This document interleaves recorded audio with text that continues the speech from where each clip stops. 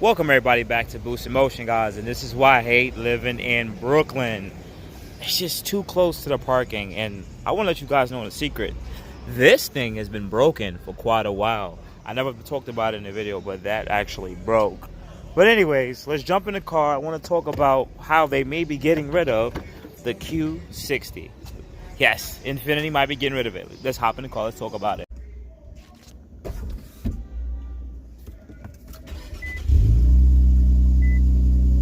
Doesn't sound as good as my my C63, but I still love this car regardless.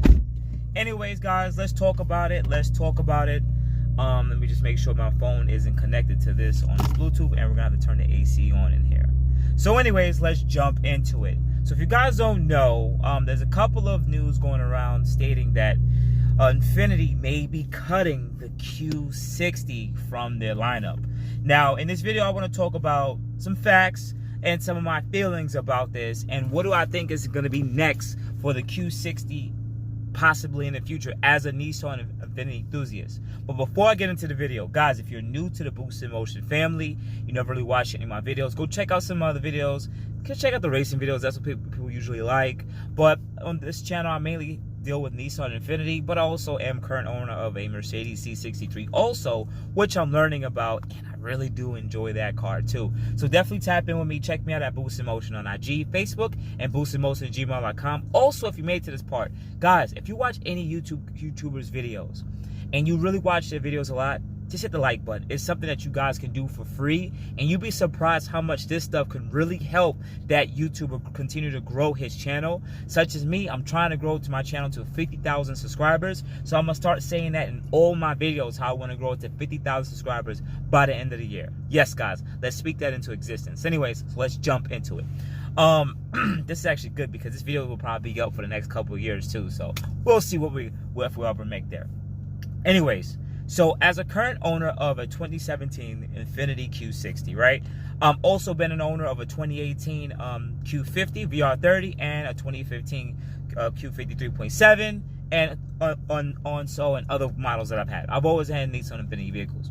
And over the last 10 to 15 years, we already know about the financial troubles that Infiniti was in, or Nissan, and pretty much how they had to collapse their lineup of cars from like 9 to like 5.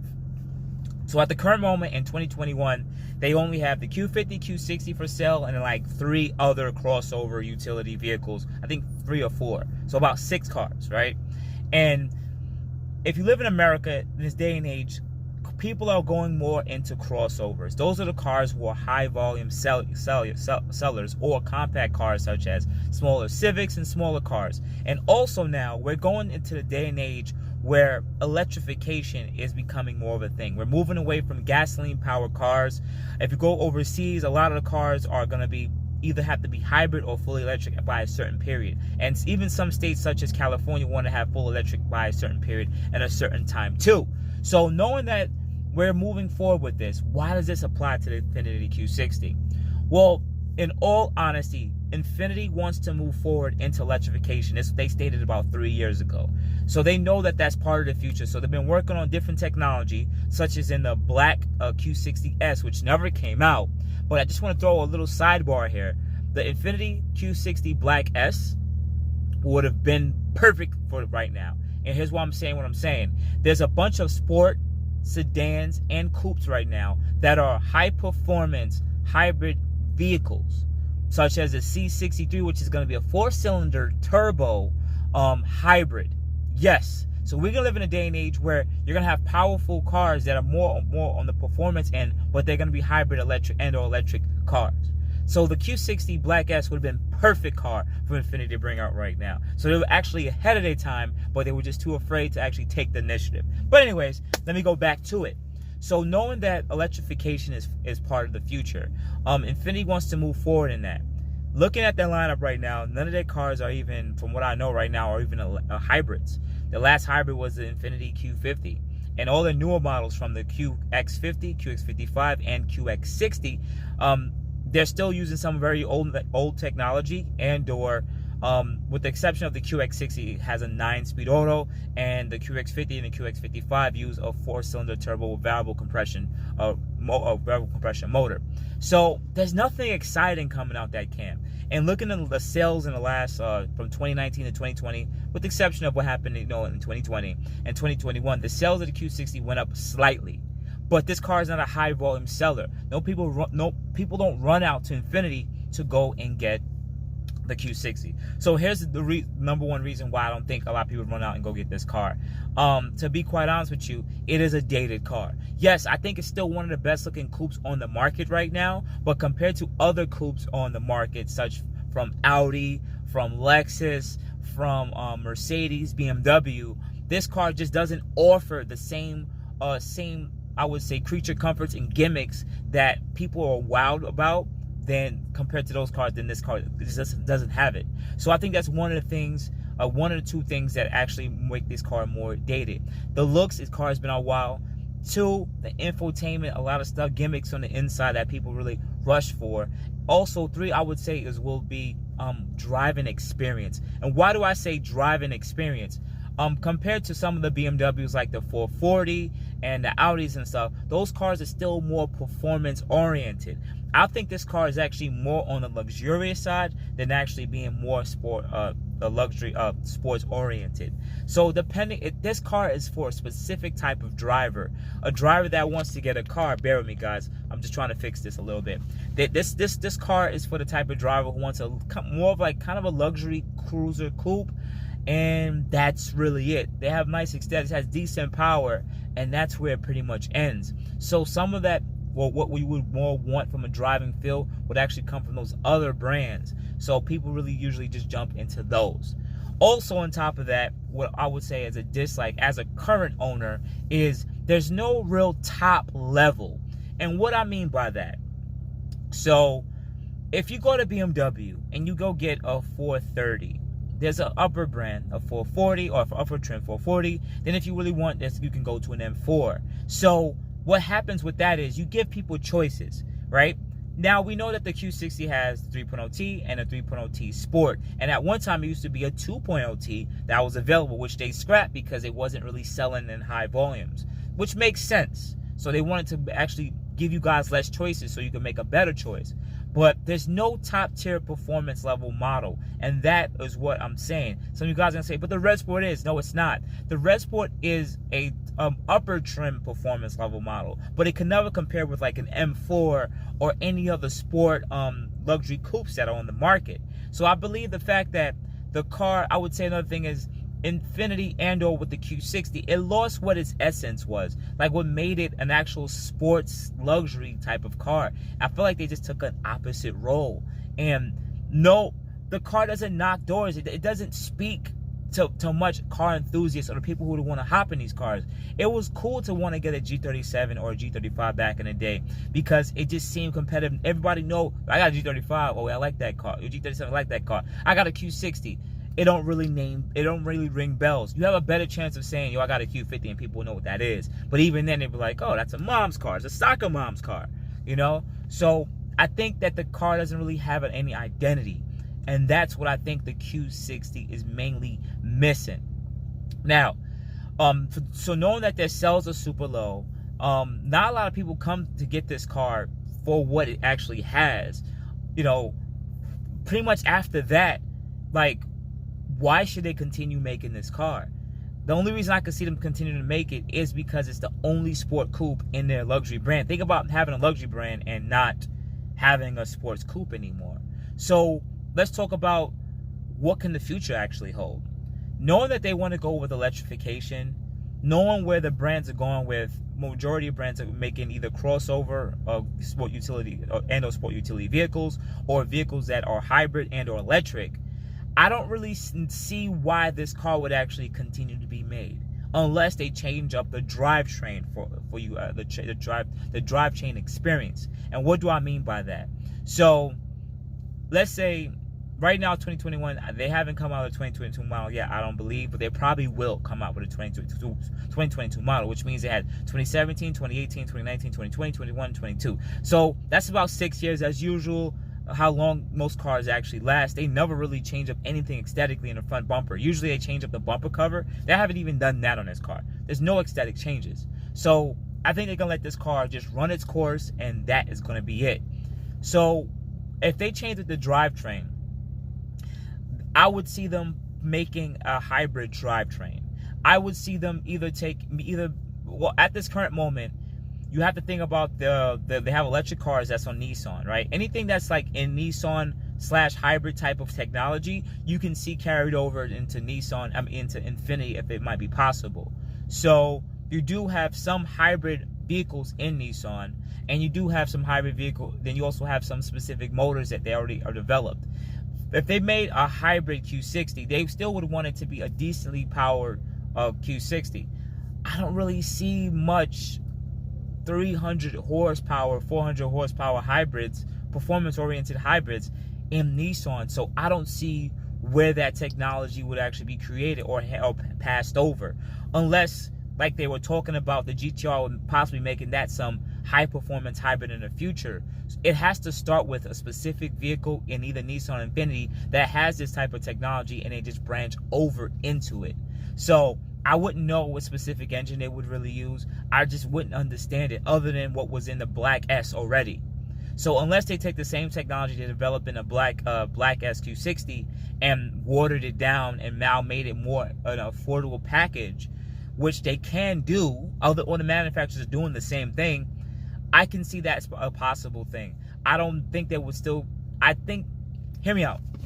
The 400Z also comes out this month in August.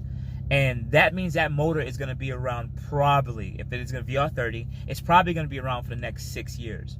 So if they're still going to be making the 400Z for the next 5 to 6 years, which means that motor will be around. Which means I don't really see them possibly discontinuing this motor unless they design a hybrid system, kind of like what they had on the 3.7 Q50s, where we would also have a gas-powered and electric-powered motor and drivetrain, and maybe even make it possible plug-in. But once again, in a coupe, where do you put the battery pack? Or you're going to design like that you're going to put the batteries at the bottom of the car? It's going to be a lot more engineering that would have to go into the car. And will that reflect in sales? Will that reflect in a bunch of people that will run out and go get those cars? And to be quite honest with you, I don't see that happening. So, in my honest opinion, do I think the Q60 may live on after 2022, 2023? In this video, hopefully my channel continues to grow, and we'll be able to reflect and see in my honest opinion. And here's my honest opinion. I don't see the Q60 continuing to be made in the same type of driveline it is right now. I don't see it being refreshed in 2023 and still have the same drivetrain. Here is, in my honest opinion, what the things I would think would actually happen. Okay, number one, right? The top thing I would think they would do is probably discontinue the Q60 completely. Period. And they might get rid of coupes completely. Seriously. And there may not be no more coupes for a while. They may design a new coupe under a different type of name, but I see them possibly getting rid of the Q60. That's the top thing I'm thinking about. The second thing that I'm thinking about that they can actually do is still keep the Q60, right? And give it a different drivetrain. Possibly still keep the VR30, right? They'll refresh the car, make it look a little nicer, a little newer, right? Give it a different transmission. Right now, you have the Titan that has a 9-speed auto in it, and they're probably going to have a 9-speed auto in the 400Z. So I can see them adding that 9-speed auto to the VR30 for the 2023 model. That would change up the driving experience, but they're also going to have to update the aesthetics of the car and update the infotainment, which they have done it in the QX60s, and I get it, and they changed the layout. Well, so I can see that possibly happening. That's a real close second to what I think that with them not making making a Q60 after 2022. So it's very close between that. But that's a possible thing they can do, is they have a bunch of parts they can use, and they can make it happen with any engineer. Because right now, this car is literally the same car in the last 6 years.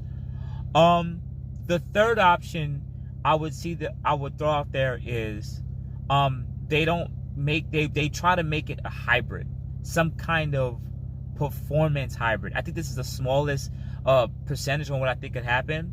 They'll refresh the car too, but they'll make it like a performance hybrid type of car. So they'll either use like the 4-cylinder a variable compression motor with like some kind of hybrid system. But even then, if they did that, they'll still have to use a 9-speed auto, because I doubt they're going to put the CVT in here. They're not going to do that. And knowing that they still want it to be a luxurious car, would they want to still keep it luxurious, or do they want to make it more performance oriented? So that's why I think that third option is something that I don't think would really happen, and that's just my mind trying to scramble to think about what can actually turn out from that. So in all honesty, I believe it's up to those first two things. Either one, Infiniti is going to scrap this car and just not have a coupe and maybe redesign a different one, a different specific type of sports coupe. Or two, they'll take the same benchmark for 2023, maybe take a year off, knowing that this motor is still going to be around for quite a while in the 400Z. They may refresh it. They might refresh the outside of the car aesthetically, so it could look a lot newer, because it needs an update on aesthetics. Also, they'll change up the interior a bit, add the newer infotainment system out of the QX50, change up the interior just to look a little bit more newer and up to date. It'll still be the same car. It's just that everything will be finally up to date and refreshed with a different drivetrain, and probably slightly better drivetrain. And I see that happening. And that will probably push sales, because it will be something new and it'll be more competitive. It will just be more up to date with the nowadays age. Because even the idea that I don't really care for digital dash, but you guys do, and a lot of the new Infinitis now and/or Nissan has digital dash. So I can see a complete refresh in all that stuff, from the infotainment to the cluster to some of the door panels and just the interior components. I see a complete refresh happening. So we'll sit there and see. Mark my words, whenever I drop this video, you guys can look back at it in time and see if I was actually right or wrong. And it's super dope, because at the end of the day, I'm still going to be a representative for Nissan Infiniti. But I'm going to be quite honest with you, I still don't have a family yet. I still have a coupe. And in the future, if I had to go get a coupe right now, this is one of the coupes I would get. But if I had to go get a crossover utility, I don't really think it would be, or a crossover utility or any other sport pickup truck, I don't think it would be from Nissan Infiniti. I just don't like what they're making in their camp, and I think they need to make more exciting cars that people want to drive, that have a lot of utility in it, and it's just more up to date. So guys, sorry for making this video such a long, drawn out video. I appreciate you guys so much. Tell me what you think. Comment below. Let me know. Tell me what you think, what Infiniti may be doing in the comments below. Also, always remember to hit the like button, please. Hit the like button, subscribe button with the bell notification. And once again, if you're new to the Boost in Motion family, watch some of my videos and check it out. And also, I gotta say it again, hit the like button. Hit the like button, guys. I appreciate you guys for your time so much. I love you guys so much. Contact me at Boost in Motion on IG, Facebook, and Boost in Motion on gmail.com. Otherwise than that, guys, you have a good day. Thank you, everybody, for watching. Do appreciate you guys. Love you guys very much. You can also check out the 2 links I posted for some of my other videos. Also, on top of that, if you want to purchase some Boost in Motion merch, definitely check the link that I posted also. And finally, if you've been watching all my videos and you enjoy them, please hit the link to subscribe to my YouTube channel. Thank you.